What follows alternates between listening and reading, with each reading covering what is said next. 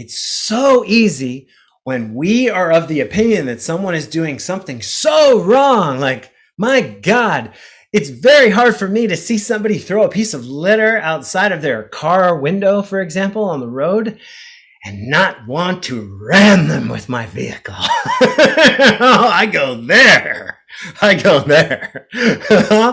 And yet, right, that is not going to solve the problem. They're not going to understand that communication, and it is not going to change their minds. And so instead, I have to again and again and again take a step back and first deal with the disharmony inside of myself. Right? I have to come home first. I have to come home. And it has been my experience time and time again that if I sincerely do that, not in a perfunctory way, like I'm going to take 3 breaths before I yell at this person. That's not what I'm talking about. I'm talking about really coming home and looking at what story am I telling myself right now? It's 3 steps. What story am I telling myself right now?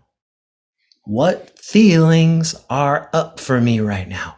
What emotions are the most alive in me right now? And then the third piece is, how is that story and its attendant feelings connected to my identity? And connected to my identity. I have to ask myself those 3 questions. Because number 1, story, I need to know, like, what am I even thinking right now? And am I sure about it?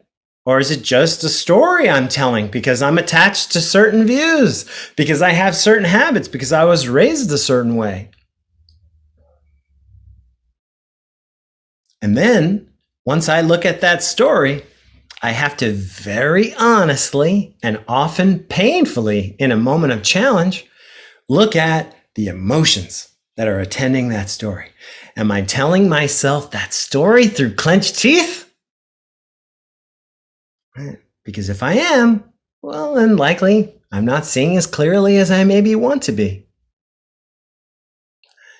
I would not go into, if I were a brain surgeon, I would not go into surgery and start a very complex, life-threatening operation in a state of rage. That would not be advisable. And yet, I have found myself in the past, not so much anymore, but in the past, going into some very subtle, nuanced, painful, incendiary conversations in a state of rage. It's not a good idea.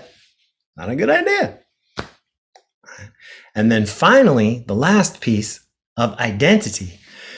I need to know how this whole situation, how this story I'm telling myself is connected to who I think I am at the deepest level.